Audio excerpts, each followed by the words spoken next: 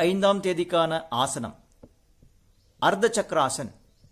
ஏக், மூச்சை உள்ளிழுத்தவாறே கைகள் இரண்டையும் இடுப்பின் சந்தியில் கட்டை விரல்கள் ஒன்று சேர்ந்திருக்க வேண்டும். தோ, மூச்சை வெளியேற்றிய பின் முழங்கைகளின் இடைவெளியை குறைத்து பார்வை மேலே பார்க்க வேண்டும்.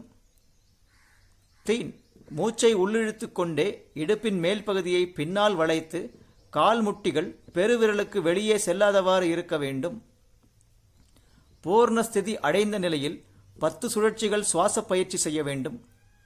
படிப்படியாக சமஸ்திதிக்கு வர வேண்டும். 1 நிமிடம் உடல் தளர்வு செய்த பின் மீண்டும் 2 முறை அதே விஷயத்தை செய்யவும். 25ஆம் தேதிக்கான ஆசனத்தை சற்று தளர்வாக செய்ய விரும்புவோர் இவ்வாறு செய்யலாம். அர்த்த சக்கராசன். ஏக், மூச்சை உள்ளிழுத்தவாறே கைகள் இரண்டையும் இடுப்பின் சந்தியில் கட்டை விரல்கள் ஒன்று சேர்த்திருக்க வேண்டும். தோ, மூச்சை வெளியேற்றிய பின் முழங்கைகளின் இடைவெளியை குறைத்து பார்வையை மேலே பார்க்க வேண்டும். தீன், மூச்சை உள்ளிழுத்து கொண்டே இடுப்பின் மேல் பகுதியை பின்னால் வளைத்து கால் முட்டிகள் பெருவிரலுக்கு வெளியே செல்லாதவாறு இருக்க வேண்டும். பூர்ணஸ்திதி அடைந்த நிலையில் 10 சுழற்சிகள் சுவாச பயிற்சி செய்ய வேண்டும். படிப்படியாக சமஸ்திதிக்கு வர வேண்டும். 1 நிமிடம் உடல் தளர்வு செய்த பின் மீண்டும் 2 முறைகள் இதே விஷயத்தை செய்யவும்.